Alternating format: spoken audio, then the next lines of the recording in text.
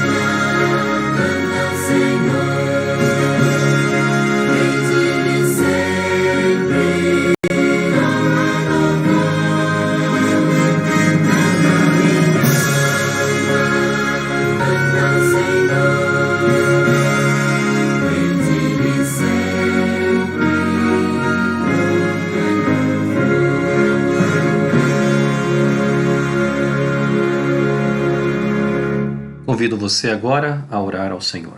Bom Deus, bom Pai, nosso muito obrigado pelas grandes promessas das Sagradas Escrituras que alcançam o nosso viver até o dia de hoje. Que Tu estejas nessa escola sabatina, nesse sábado pela manhã, em nome de Jesus. Amém. Muito bem, irmãos, cada sábado somos agraciados então por lindas histórias que vêm através do informativo Mundial das Missões. Nesse sábado, iremos então ouvir mais uma bela história, né? Vinda dos campos missionários. Vamos ouvir nesse instante.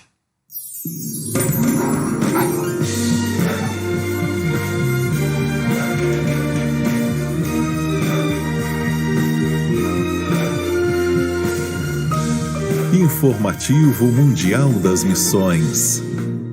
Lições em meio ao sofrimento. Axel Domingues nasceu na região sul de Portugal e na juventude achava que Deus era apenas uma fábula. Ele até chegou a frequentar uma igreja e orou pela cura de um câncer de sua mãe, mas ela acabou falecendo. Por isso ele deixou de ir à igreja e passou a beber e usar drogas na época que entrou na universidade. Axel também se envolveu com o satanismo, mas logo começou a temer os maus espíritos. Foi então que um amigo seu ateu foi batizado. O amigo explicou que leu a Bíblia e começou a acreditar nela. E isso mexeu com Axel. Axel percebeu que se existiam maus espíritos, existia também um poder superior do bem. E por isso ele buscou a Deus. Ele começou a ler a Bíblia, orar, e logo ouviu uma voz divina dizendo: abandone seus vícios. Axel desejou largar sua vida desregrada, mas então uma voz maligna falou: o que você está fazendo? Ele entendeu que algo muito sério estava acontecendo, e por isso largou os vícios e se dedicou à leitura da Bíblia. Axel compreendeu que Deus nunca abandonou a humanidade, e sua fé foi aumentando cada dia mais. Os meses se passaram, ele se mudou para a Irlanda, e lá encontrou no YouTube um vídeo de um pregador adventista. A mensagem falava sobre o sábado como dia sagrado de Deus, e Axel percebeu que a mensagem era verdadeira. Então ele pesquisou e encontrou uma igreja adventista em Dublin. Passou a frequentar ela e logo foi batizado. Logo que fui batizado, entendi que o sofrimento que eu tive no passado não era a culpa de Deus, mas era a culpa do pecado e das minhas más escolhas. Hoje Axel tem um casamento feliz com a brasileira Joana e eles amam dar estudos bíblicos. Em 2017, a sua oferta missionária ajudou a construir uma igreja e um centro comunitário em Dublin, na Irlanda. Estamos muito agradecidos pelas suas ofertas missionárias em 2017. Obrigado. Parte da oferta deste trimestre irá ajudar a estabelecer uma igreja em Nova Belgrado, Sérvia. Sejamos liberais.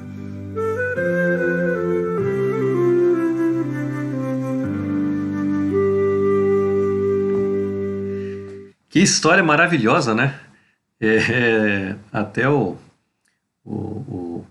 protagonista fala em português, né? Veja como é importante, queridos irmãos, nós termos esse desafio em nosso coração de sempre trazer uma oferta especial cada sábado.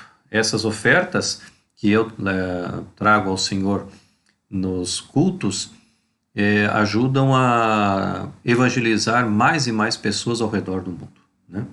E não se esqueça, né? O 7Me, esse aplicativo, muito fácil de ser instalado e também muito fácil de ser usado. Você poderá utilizá-lo, principalmente agora, alguns que ainda não estão indo à igreja por causa da pandemia ou coisa parecida.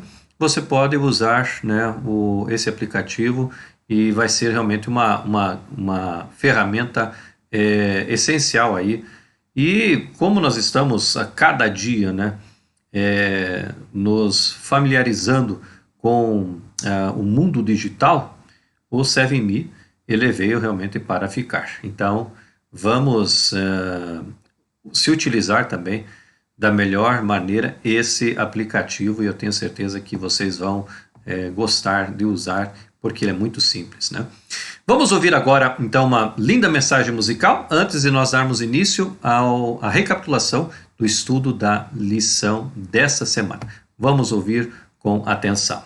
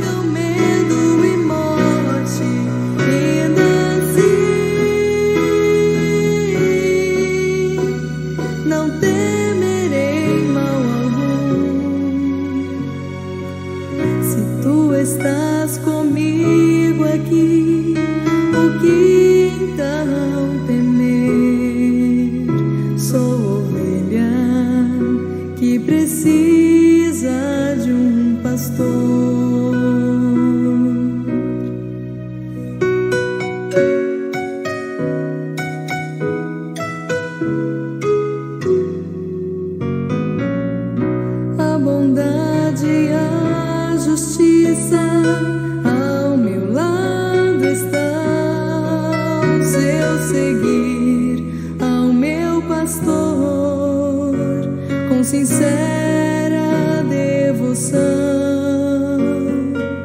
e habitarei para sempre nos ternos braços do Senhor. Sou ovelha que precisa de um pastor, nem que as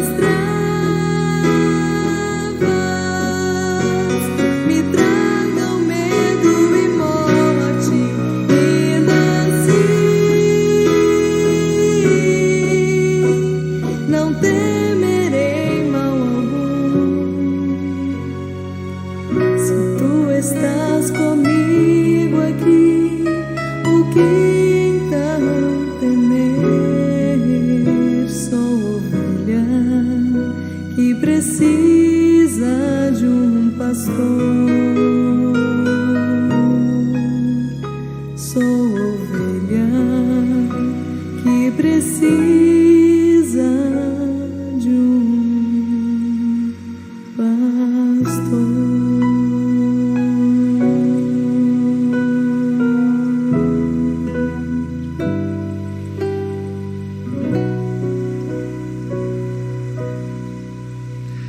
Com certeza, amados irmãos, todos nós somos ovelhas que realmente precisamos de um pastor, né? Muito bem, vamos então à recapitulação da lição da Escola Sabatina desta semana que se passou, né?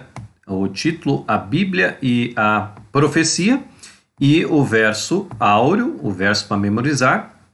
Ele me disse até 2.300 tardes e manhãs, e o santuário seria purificado. Daniel capítulo 8, verso 14. Bastante sugestivo esse verso bíblico, justamente porque a Igreja Adventista do Sétimo Dia, diferentemente, posso assim dizer, de as demais denominações cristãs que existem, a Igreja Adventista ela está caracterizada pela sua aplicação ao estudo e interpretação de profecias bíblicas. Nós temos usado todas as ferramentas, né, que nos sábados passados aí a gente citou, para que a interpretação bíblica possa ser a mais pura, mais correta. Então a Igreja Adventista ela tem essa preocupação, né? E é interessante que mesmo aí na parte do sábado à tarde, nós lemos aí que durante a Reforma, os reformadores eles seguiram o método historicista. Esse método é o mesmo que Daniel e João usaram como a chave para a sua própria interpretação. O método historicista vê a profecia como um cumprimento progressivo e contínuo na história, começando no passado e terminando no reino de Deus. Este é o pensamento adventista do sétimo dia. E isso tem que ficar bem claro, porque existem outros métodos de interpretação, por exemplo, o método preterista, o método futurista, né? O preterista, ele coloca a profecia para os dias em que foram escritos, né? O futurista para o futuro, mas o historicista, que é o método adventista, ou aceito pela Igreja Adventista, esse método, como nós vimos ali, né? Ele diz então que ele tem um processo, né? Um cumprimento progressivo, contínuo na história, começando lá no passado e terminando então no reino eterno de Deus. Esse é o método que nós, adventistas, usamos, né? Muito bem, na parte de domingo, amados, historicismo e profecia. O método fundamental que os adventistas do sétimo dia aplicam para estudar profecias bíblicas é chamado de historicismo. E é interessante, amados irmãos, que quando a gente vai, por exemplo, lá em Daniel capítulo 2, se você quiser aí pegar a sua Bíblia, você vai encontrar no capítulo 2, que é um capítulo aí profético do livro de Daniel. Eu vou aqui abrir a minha Bíblia, eu sei que você também vai buscar aí a tua Bíblia para que a gente possa ver, e eu gostaria que você aí deixasse aberto aí no cantinho onde você está, na sua cadeira, no seu sofá, porque nós vamos se utilizar várias vezes, né, desses textos. Aqui então nos diz que Nabucodonosor, né, ficou sabendo através de Daniel, porque Nabucodonosor havia tido um sonho, vocês se recordam aí o sonho do capítulo 2 de Daniel, e ele não sabia, primeiro ele esqueceu do sonho, e depois ele não sabia, logicamente, você esqueceu, e como é que ele vai interpretar. E Daniel foi chamado à presença de Nabucodonosor. Daniel exaltou em primeiro lugar o nome do Senhor. Em nenhum momento ele disse assim, eu vou decifrar, eu vou interpretar esse teu sonho. Não, em nenhum momento. Toda a glória, toda a honra foi concedida a Deus.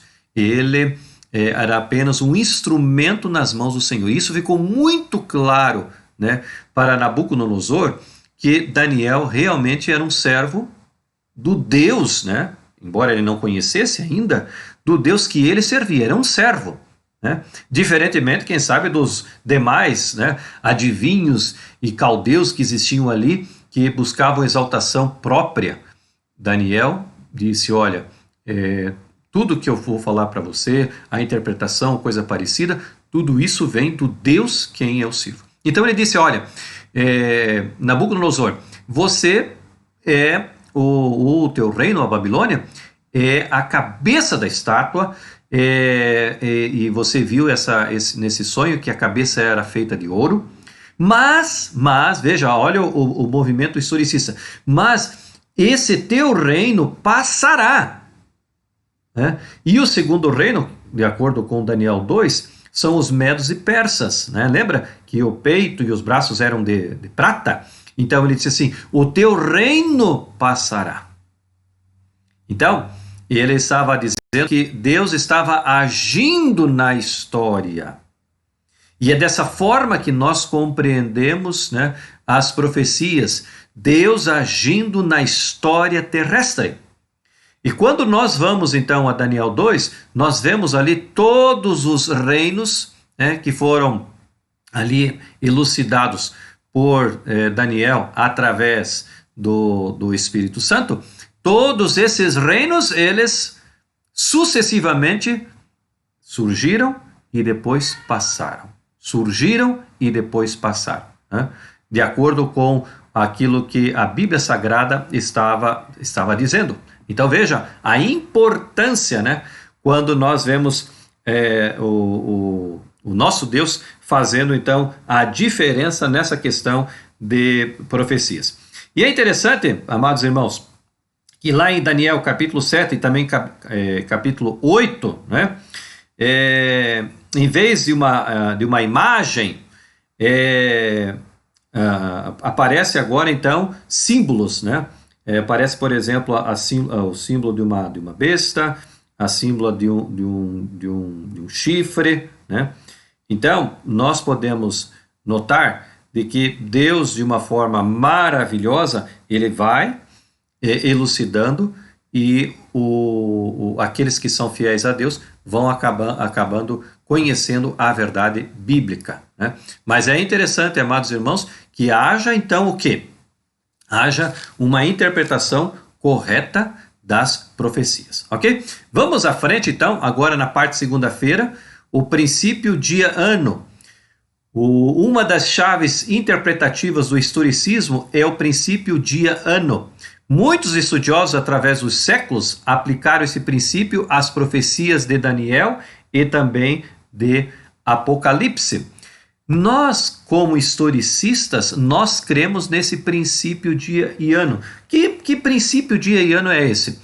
Quando nós vamos, então, por exemplo, a Gênesis capítulo 1, e nós vemos ali, e houve a tarde e amanhã o primeiro dia, e houve a tarde e amanhã e o segundo dia, e assim sucessivamente até o sétimo dia, esse dia ali de Gênesis capítulo 1, a palavra é Iom. Nós já estudamos isso há alguns sábados atrás aí, né? Então, ali são dias literais de 24 horas. Agora, quando nós falamos em profecia, quando aparece a palavra dia, quando aparece a palavra tarde e manhã, em profecia, esse dia em profecia equivale então a um ano. E nós temos pelo menos 2 versos bíblicos que nos ajudam a entender, né, esse princípio de ano. Vai então, por exemplo, a Números capítulo 14, tomem a sua Bíblia, Números 14, verso 34. Números capítulo 14, verso 34. A palavra de Deus diz assim, ó, segundo o número dos dias em que espiasses a terra, 40 dias, cada dia representando um ano, levarei sobre vós as vossas iniquidades 40 anos e terei experiências do meu desagrado. Aqui Deus está chamando a atenção, reprovando a atitude de falta de fé do povo de Israel, naquele episódio ali, quando eles espiaram a terra. Então, ele está dizendo assim, olha, por cada dia eu vou te cobrar um ano. Então, 40 dias, 40 anos. Outro texto bíblico, Ezequiel, vai aí um pouquinho além da metade da Bíblia. Ezequiel, capítulo 4, verso 6. Ezequiel, capítulo 4, verso 6. Vamos aqui, estou achando aqui, 4, verso 6. Diz, achou aí também? Ezequiel, capítulo 4, verso 6. Então diz assim, ó, quando tiveres cumprido esses dias, deitar-te-ás sobre o teu lado direito e levarás sobre ti a iniquidade da casa de Judá. Verso 7. 40 dias te dei, cada dia por um ano. Então, quando nós falamos, amados irmãos, em profecia, dia, então um dia em profecia equivale então a um ano. Ficou bem claro, irmãos? Diferentemente dos dias da criação, lá são dias literais de 24 horas. Aqui não são dias literais, aqui são dias proféticos. Então, um dia profético equivale então a um ano, ok?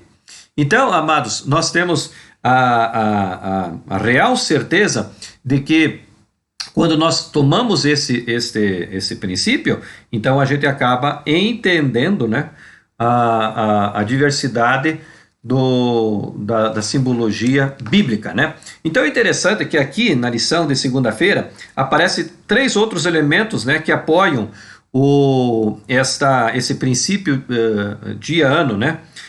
O primeiro seria o uso de símbolos, depois o longo período e depois expressões peculiares. Então, no primeiro, né, o símbolo, aparece aí o símbolo, por exemplo, lá em Daniel, nós vemos, por exemplo, a simbologia de bestas e de chifres.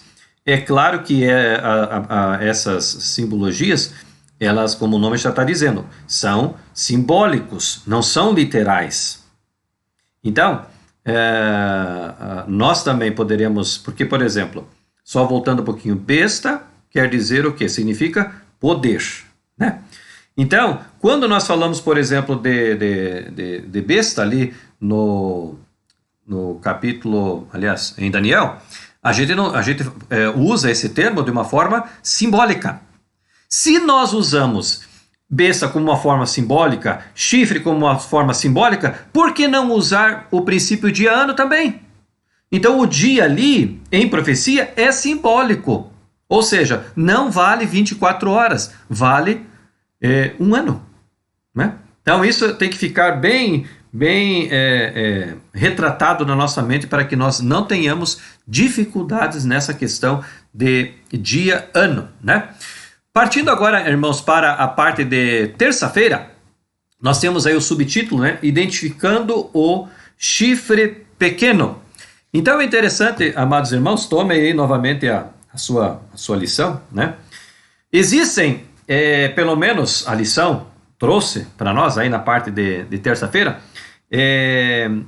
7 características comuns entre o chifre pequeno de Daniel capítulo 7 e Daniel capítulo 8, tá bom? Então existem pelo menos 7 características, né, comuns entre o que falam sobre o chifre pequeno, entre o capítulo 7 e o capítulo 8 de Daniel. Então, o primeiro, ambos são descritos como um chifre, tanto em Daniel capítulo 7, como também Daniel capítulo 8. Segundo ponto, ambos também são poderes que perseguem, né? Segundo ponto, que são iguais, tanto em Daniel 7 como em Daniel capítulo 8, são 2 poderes perseguidores, né? Terceiro, eles se exaltam e também blasfemam contra Deus, né? Quarto, ambos têm como alvo o povo de Deus, né? Quinto, ambos têm aspectos e suas atividades delineadas por um tempo profético. Interessante, Daniel 7, Daniel 8, né? Ambos se estendem até o fim dos tempos, né? Sexto, aliás, esse foi o sexto. O sétimo, ambos são destruídos. Então, amados irmãos, nós encontramos então uma referência, né, ao chifre pequeno, que tem a mesma análise, tanto no capítulo 7 quanto no capítulo 8, né? Então, a história, diz aqui a lição, que ela identifica, né, o primeiro reino como Babilônia, o segundo como Medos e Persas, o terceiro os gregos, né? E, finalmente, vem para o quarto, que a Bíblia não menciona qual reino que seria, mas pelas características apresentadas, nós entendemos que o quarto reino foi o reino de Roma, né? Mas é interessante que lá no finalzinho, lembra? Nos pés da estátua de Daniel capítulo 2, há uma mistura de barro com ferro. Ou seja, nações mais fortes, né, e outras nações mais fracas. Elas não podem se juntar, como o barro não consegue se juntar com o ferro. Então há uma diferença entre um reino e outro reino. Mas a história nos diz, né, que este poder, esse chifre pequeno, ele então se encaixa agora, e nos diz aí, nesses 1260 tardes e manhãs. Quando eu falei tardes e manhãs, lembra do princípio dia-ano? Então, 1260 anos. Ficou bem claro, né, irmãos? 1260 anos, quando nós lemos tarde e manhã, então um dia. Então, somente um poder se encaixa, né, na história e nessa profecia: o papado. Então, o papado, amados irmãos, ele vem, né, do poder entre as 10 tribos bárbaras, né, da Europa, e nos diz que já no início ele já destrona 3, como nós encontramos na Bíblia. E eu vou aqui a Daniel, eu estou aqui em Ezequiel, vou a Daniel, se você também puder pegar aí a sua Bíblia, e aí você vai entender, né? Aí no capítulo 7, né, nós temos ali no verso 24, que ele abate 3 reis, né? Esses 3 reis seriam os Érulos, os Vândalos e os Ostrogodos. E por que ele tira? Porque eles eram arianos, né? Eles queriam que Jesus não era Deus, né? Então, a profecia bíblica já se auto-interpretou ali. E nós já entendemos, né, que agora este chifre pequeno nos diz que agora ele se enche de pompa, as suas palavras vão contra o Altíssimo, Daniel capítulo 7, 25, ele se exalta a si mesmo, né, como o grande príncipe das hostes, né, ele usurpa o papel de Jesus, né, dizendo então ser o intercessor do ser humano com Deus, né? E finalmente ele prediz então uma perseguição aos santos do Senhor, né, em Daniel capítulo 7, verso 25, né, e lá em capítulo 8, verso 10, também ele relata esse episódio, né, e finalmente, né, ele fez o que, irmãos, que nós mais conhecemos? Ele removeu o segundo mandamento. Qual que é o segundo mandamento? Lembra? Não farás para ti imagem de escultura. Lembra? Não adorarás, não prestarás culto e assim por diante. E ele mudou também o quê? O sábado para o domingo. Eu pergunto, é um poder poderoso? É, com certeza, né? Mas estava na profecia bíblica e precisava ser o quê? Ser cumprido, né? Por isso que dessa forma ocorreu. Vamos partir para frente, agora na parte de quarta-feira. Aqui nos diz, né, o subtítulo, o juízo investigativo. Esse juízo investigativo começou em 1844.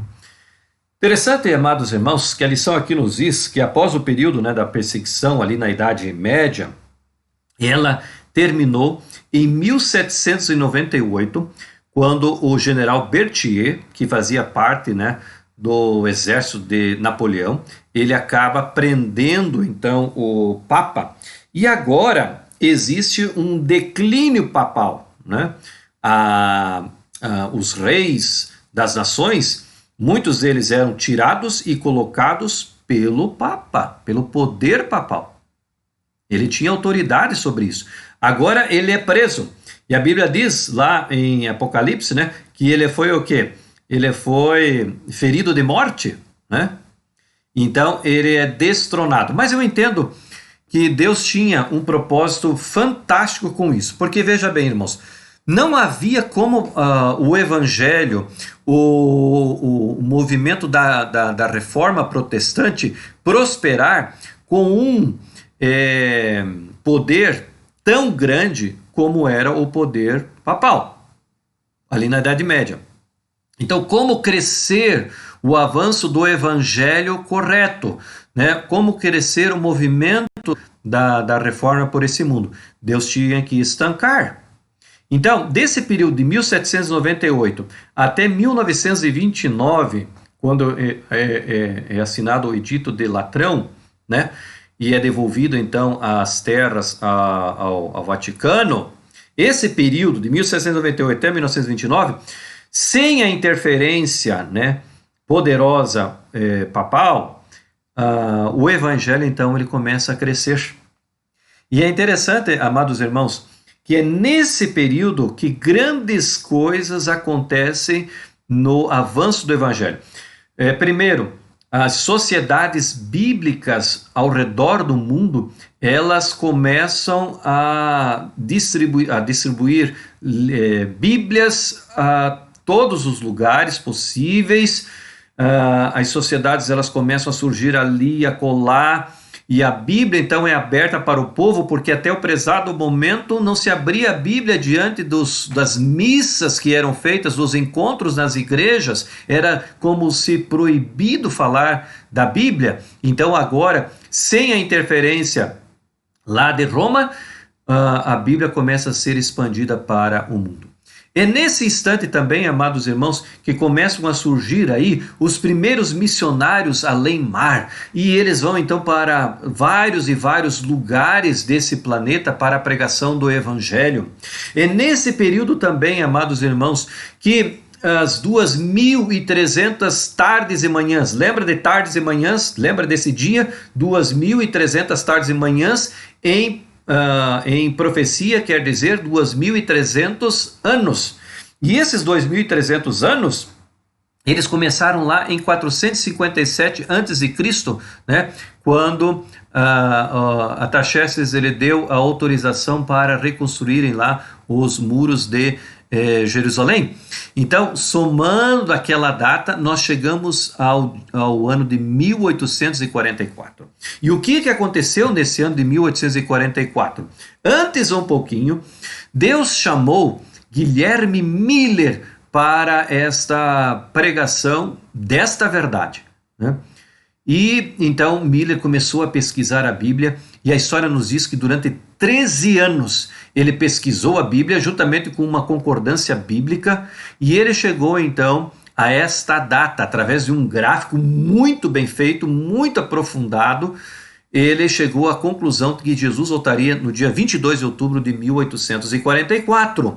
E nós conhecemos a história, né? As pessoas venderam as coisas que eles tinham, algumas pessoas que até haviam falecido um pouco antes de 22 de outubro de 44, nem choraram tanto, né? A despedida dos seus mortos, porque eles sabiam que em poucos dias Jesus voltaria a esta terra e ressuscitaria essas pessoas. Então nós conhecemos essa história.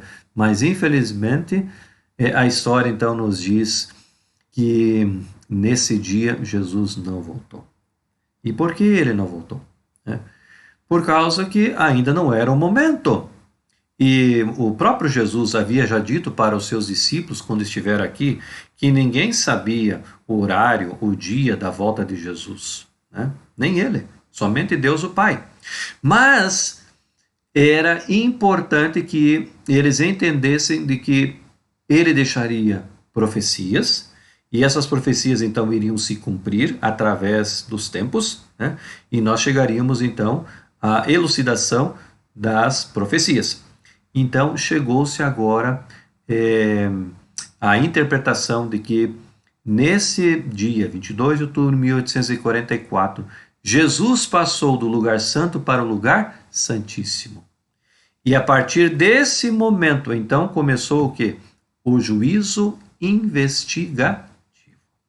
Veja que interessante como a profecia... Por isso que eu amo profecias bíblicas, porque elas são exatas e elas vão se cumprindo de uma forma espetacular.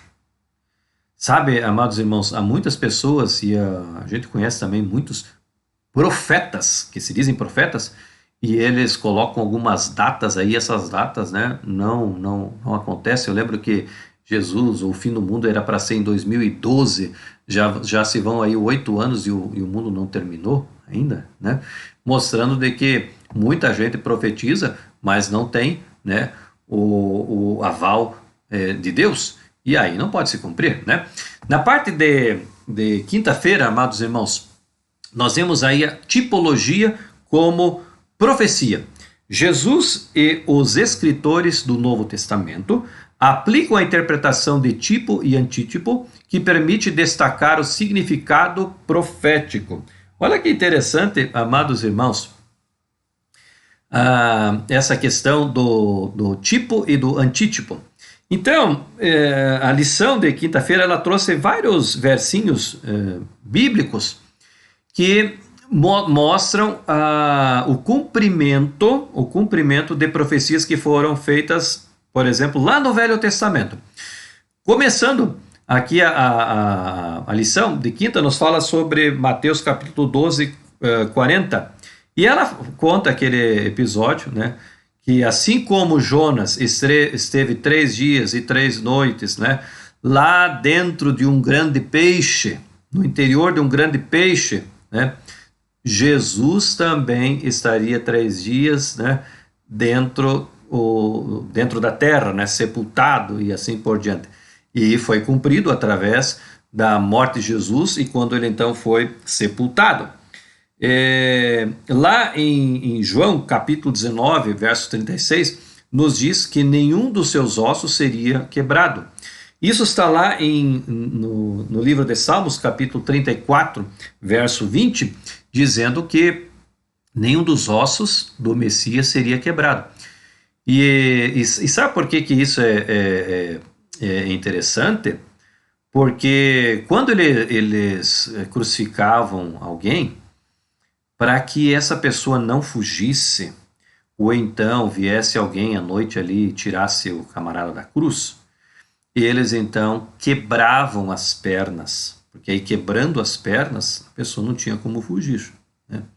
E eles foram fazer isso com Jesus, mas quando eles chegaram ali na cruz onde Jesus estava, eles perceberam então que Jesus já estava morto.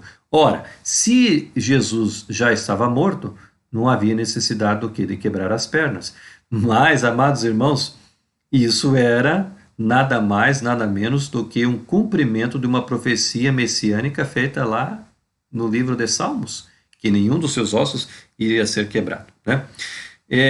Romanos capítulo 5, verso 14, né? Eu quero ler esse texto aqui. Olha que interessante, amados. O Romanos 5,14 nos fala aí sobre o primeiro Adão, né? Romanos capítulo 5, verso 14.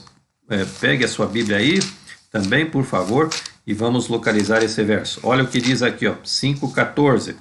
Diz assim: entretanto, olha lá, reinou a morte desde Adão até Moisés, mesmo sobre aqueles que não pecaram à semelhança da transgressão de Adão, o qual prefigurava aquele que havia de vir.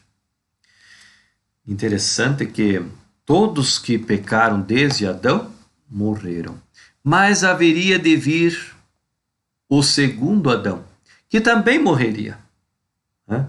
Mas não morreria por causa dos seus pecados, mas morreria por causa dos nossos pecados, né? Todos os outros morreram em virtude do que a palavra de Deus nos diz, que o salário do pecado é a morte. Jesus não morreu por causa do seu pecado, porque ele não tinha pecados. Ele morreu por causa dos nossos pecados. Aí estava a grande diferença. E lá em João capítulo 1, verso 29, aparece aquele episódio de João Batista estando lá, ali próximo ao Rio Jordão, ali no deserto, e ele olha para Jesus e ele exclama, né? Eis aí o Cordeiro de Deus que tira o pecado do mundo, né? Confirmando de que o Messias viria a esta terra e que ele também seria o quê? Batizado. E por que nós somos batizados? Nós somos batizados para que os nossos pecados passados sejam apagados, né? Retirados. Porque quando nós nos batizamos, isso acontece, né? Mas Jesus não precisava se batizar porque ele não tinha pecados, mas ele mesmo disse, para que se cumpra tudo aquilo que foi dito, né? Eu vou me batizar. Amados irmãos e amigos, eu pergunto para você que está me ouvindo, não é fantástico esta questão de profecia, como é que eu posso dizer, de capítulos inteiros da Bíblia Sagrada, que são capítulos proféticos, e interessante que lá ele diz, e depois um outro livro da Bíblia, mais à frente, existe então o cumprimento daquela profecia que foi feita ali para trás, né?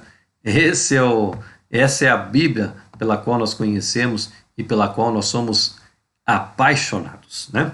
Na parte de sexta-feira, amados irmãos, nós temos esse texto aí que eu achei fantástico, né? Ele diz assim, ó: o ponto crucial a ser observado aqui é a cena do julgamento em Daniel 7, que ocorre após os 1200 anos de perseguição. Daniel capítulo 7, 25. É a mesma coisa que a purificação do santuário em Daniel 8,14. Essa cena de julgamento no céu é o que leva finalmente ao estabelecimento do reino eterno de Deus no final da triste história dessa terra caída. Portanto, temos evidências bíblicas poderosas da grande importância que as Escrituras colocam em Daniel 8,14 e o evento que isso significa. Amados irmãos, encerrando essa lição, que foi uma lição maravilhosa, eu posso dizer francamente para você, creia na Bíblia Sagrada, creia em suas profecias, porque elas estão se cumprindo uma atrás da outra. Muitas já se cumpriram aí no passado. outras irão ainda se cumprir. Mas notem, se aquelas que já foram cumpridas e aconteceram são evidências fortes para que nós possamos entender que aquilo que precisa ainda ser cumprido, porque no passado já foi cumprido, irão se cumprir. Por exemplo, a primeira vinda de Cristo a esta terra aconteceu. Se aconteceu, se foi uma profecia e ela aconteceu, por que não vamos acreditar que a segunda vinda de Cristo também vai acontecer? Então, tudo aquilo que já foi dito e já foi cumprido nos dá claramente a certeza de que aquilo que ainda precisa ser cumprido vai se cumprir fielmente. Porque Deus é fiel e a sua palavra é fiel. Portanto, confie plenamente nisso. Confie que Deus está à frente do seu povo, Deus está à frente desse mundo. E sabe o que nos resta? Pregar a mensagem a esse mundo. Portanto, ao encerrarmos a lição da Escola Sabatina desse sábado, o programa da Escola Sabatina desse sábado, vamos cantar esse hino que é um chamado para cada um de nós. Mensagem ao mundo. O hino de número 327 do nosso inário.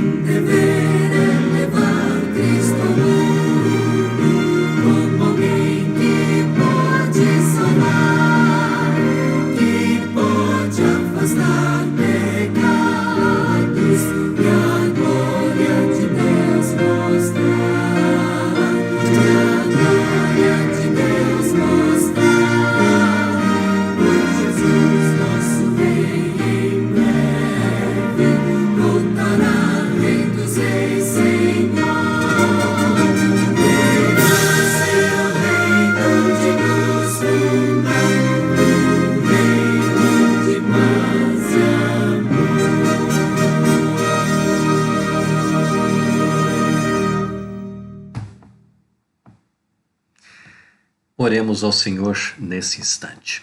Bom Deus, bom Pai, nosso muito obrigado pela linda recapitulação da lição da Escola Sabatina. Obrigado porque o Senhor age na história. Obrigado pelas profecias. Obrigado, ó Deus, pela tua palavra. Permaneça conosco neste restante de sábado, que possamos ter a tua bênção sabática neste dia, em nome de Jesus. Amém. Amados irmãos, estamos felizes porque temos a grata satisfação de termos a Bíblia conosco, as suas profecias que estão se cumprindo uma após outra. Que Deus continue te abençoando, querido irmão, querida irmã, querido amigo, aquele que me assiste nesse sábado pela manhã. E, se Deus nos permitir, no sábado que vem, estaremos novamente juntos para mais um programa, da Escola Sabatina. Que Deus te abençoe e te guarde nesse sábado, é a minha oração. Amém.